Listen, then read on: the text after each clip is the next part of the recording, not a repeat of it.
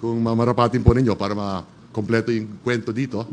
Well, unang-una, katulad ng nabanggit ko kanina, inutusan tayo ng Kongreso na kung may fund balance sa PhilHealth, pwedeng gamitin para sa program.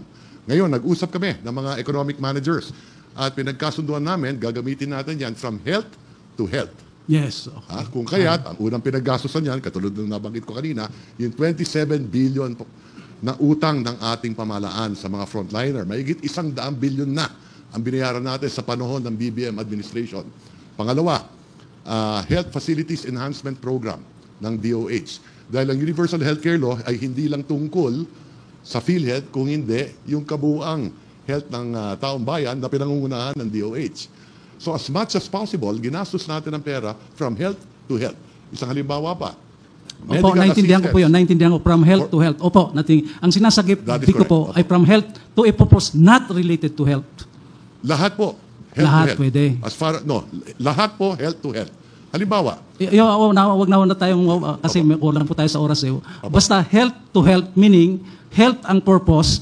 If ever that money, fund balance will be used, it may be for a purpose not related to health. Yun lang ang gusto kong tanungin. Ang ginawa po natin, gaya na sinabi ko kanina, ginawang infrastructure. Katulad po niyan, kung pwede ko ipaliwanag na mabuti yan. Halimbawa po, sa lalawigan ng Batangas, meron po ang 28 munisipyo, 5 syudad, 34 local government units. Meron po kami 12 district hospital doon. Sa Makatuwid. Health-related po yun. Health-related doon. Yes, sir. So, there are 12 district hospitals. Sa Makatuwid, hindi lahat ng bayan may hospital. Kailangan mong tumawid ng 3 bayan para makaabot ka sa isang hospital. Nararapat na ayusin natin, halimbawa, yung mga tulay at kalsada para yung pasyente makaabot sa hospital, lalo na po yung buntis at yung nasa peligro kalagayan. Basta ang kwan ko po, pinapaliwanag ko po, ay ang gamit from health primary purpose ng pera dahil special fund Health purpose yan may batas tayo na illegal use of fund. Ginamit natin sa paraan na iba. Chairperson of the Health and Welfare Committee of the Supreme Court. And good that we have SPJI, which is now working on the health and welfare of our employees, and we have a unified HMO. Kaya yung mga empleyado namin, hindi na nila masyadong pinapakialaman ang PhilHealth. Kasi to them, PhilHealth is nothing. Napakababa kasi. And they are very thankful that we have an HMO, which does not only include physical health, but also mental health. And incidentally, I am the working chair of that Mental Health Committee with the Chief Justice himself as the chairperson. Kaya ang mental health ng ating judiciary ay napakaganda. Kaya ang ating mga judges ay wala na ngayong problema pagdating sa mental health. But still, nandito pa rin tayo sa PhilHealth. Now, my vice chair sa mental health preempted already some of my questions supposedly. Naunahan na ako. Anyway, I will be retiring sooner.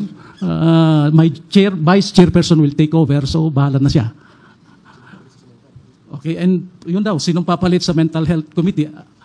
Justice Ricky Rosario will take over on the chairperson, as being the chairperson later as the chairperson of the Health Committee. Justice Gerlan also said that we speak in Filipino for the understanding of the people. And I will try also to follow what he had started. And I will try to speak also in Filipino para maintindihan ng mga tao ang ating pinag-uusapan dito. Dahil previously masyadong technical yung mga pinag-uusapan. And I am here only to clarify and simplify the issues that were taken up.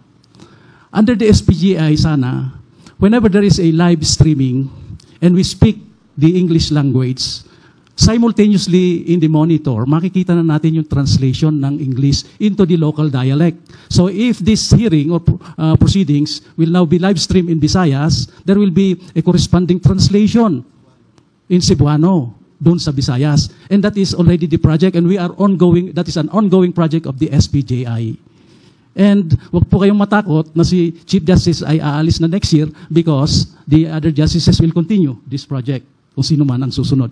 So, tawagin ko na siguro kung sino man ang gustong tumayo na petitioner. Konting tanong lang. And then, sabay na rin siguro, sino ba ang tatawagin natin? Siguro yung magaling na abogado natin sa GOCC, si Attorney Hermosura, and of course the OSG may butt in. Alam ko yung ating OSG ay magaling managalog dahil nanggaling po ng Bulacan, tama po? O, tama po. So pagpaumanhin nyo na rin kung hindi ko masyadong masabi sa Pilipino ang gusto ko mang sabihin. Actually, ito na po, I will try my very best to speak in Filipino, although I am an Ilocano. Kagaya ni Attorney Hermosura and Justice Garland at marami pang iba dito sa aking kasamahan. Gaya ni Sads Leonen, tubong Bagyo po yan. Ang pinag-ugatan ng lahat ng ito ay ang konstitusyon po. At pwede po bang i-ikuan natin sa screen, i-flash natin sa screen? Ayan po, ang pinag-ugatan ng lahat ng ating problema na dinulog ng mga petitioners ay ang provision ng 1987 Constitution, Article 6, Section 29, providing that all money collected on any tax levied for a special purpose shall be treated as a special fund and paid out for such purpose only. If the purpose for which a special fund was created has been fulfilled or abandoned, the balance, if any, shall be transferred to the general funds of the government. Yan po ang pinag-ugatan. Ang appropriation, pag ang pundo ng bayan ay ginawa, yan po dapat ay sundin ng ating mga mambabatas at mga nag-enforce ng batas.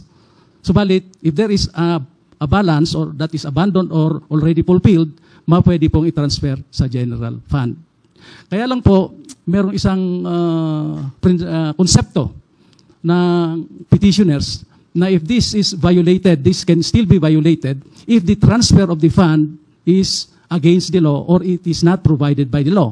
In fact, they even provided a criminal liability for those people involved under Article 220 of the Revised Penal Code. Pwede po ba natin ilagay yung Revised Penal Code? There you go. Any public officer who shall apply any public fund, property under this administration to any public use other than for which such fund or property wherever is a crime penalized under the Revised Penal Code. Ngayon, to start with, ano nga ba ang konsepto ng special fund? Dahil dito po tayo mag-uumpisa at malaman ng mga tao, ano ba itong special fund?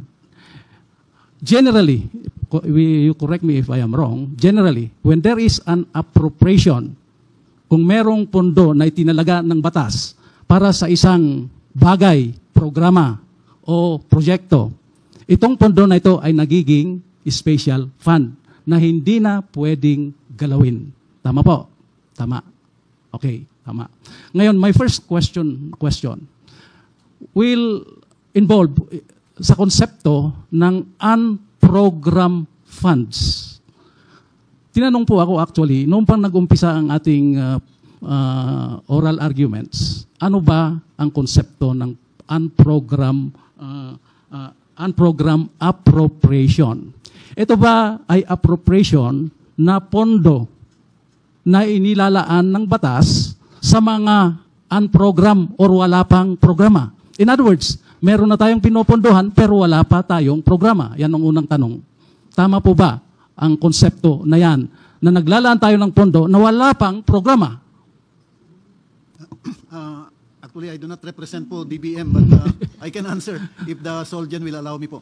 But because unprogrammed appropriations po, meron na pong may programa na po na paglalaanan ng pera. Yung pong term na unprogrammed refers to the source of the funding. Kasi yung source ng funding para sa programa na yon, hindi galing sa traditional sources of revenues, ganun po. Pero meron na pong programa yung unprogrammed appropriations. Yung unprogrammed po, again to repeat, refers to the source of the funds. That so, will, yeah. Okay. The petitioner may butt in if they do not agree. Okay, so we will know what is the actual issue. Yes. Good morning, Your Honor. With the permission of the court, actually, Your Honor, our petition did not cover the unprogrammed appropriations, but if Attorney Colmenares would also allow me, I'd also like to answer based on existing knowledge that unprogrammed appropriations, like the OGCC mentioned, is that meron na pong programa, pero wala pang pondo. Pwedeng pondohan kapag meron hong mga special provisions like number 1, kapag nag-raise ka ng bagong taxes, and number 2, pagka meron kang bagong loans or any other sources, additional sources of funds na hindi existing at that time. Ayan, maliwanag na po. Unprogrammed appropriation, merong programa na popondohan ng gobyerno. Ang problema lang ay, yung programa na yan ay kulang ang pondo o wala pang pondo. Yun na ngayon ang problema. So pasukin na natin ngayon at tumbukin na natin ang issue. Saan po manggagaling ang pera na ipupondo sa mga programa na ginawa ng gobyerno? I think doon po sa provisions ng 2024 GAA, one of Yes. the sources enumerated po, yung fund balances from the government-owned and controlled corporations, including PhilHealth. Yun Yes. po. Okay, ito ang issue na natin yan. Ang ginawa ng ating gobyerno ay kumuha ng pondo galing sa pera ng PhilHealth. Tama. Yes po, yes po. Kaya maraming tao ang nakikinig sa atin ngayon dahil itong pera ng PhilHealth ay pera ng bayan. Tama? Yes, Tama sir. po, tama. Ngayon, meron kayong sinasabi na funding na sinasabi ninyo ay fund balance at reserve fund. Yan ang ating issue talaga. Ano ba ang konsepto ng fund balance as distinguished from reserve fund? Yeah. I think both funds po, yung fund balance and reserve fund, they both come from one source. That source is called accumulated revenues. So kasi po ganito, year in, year out, the PhilHealth generates revenues and then incurs expenses. So most of the year, the revenues are higher than the expenses. So nagkakaroon po siya ng surplus revenue. And then over the years, yun po nagiging accumulated revenues. Doon so, from that accumulated revenues, kaya po yung naman nasabi ko kanina, the PhilHealth Board may set aside a portion called a reserve fund. Yung pong reserve fund na yun, it's a portion of the accumulated revenues set aside like a buffer for emergency situations, for unforeseen circumstances, mga ganun po. Yung naiwan po dun sa accumulated revenue after taking out the reserve fund, yun po yung tinatawag na fund balance. So wala pong pinaglalaanan po yun, wala pa pong pinaglalaanan. So it's just a savings that's in the books of the corporation, not yet appropriated. Not budgeted by the corporation for a particular purpose. Actually po, when I was in the private sector, there is the concept of this improperly accumulated surplus sana sa private corporations.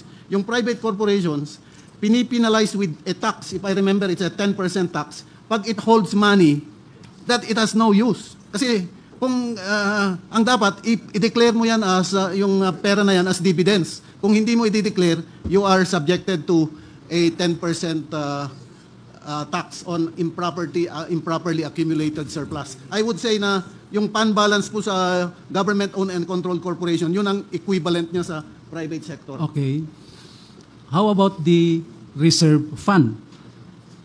Yung reserve fund po kasi na yun is already programmed for a purpose. Kaya ho parang hindi na siya unrestricted. It's a restricted surplus na po. Restricted retained earnings. Okay. So maliwanag ang pagkakaiba ng fund balance at saka reserve fund. Petitioner.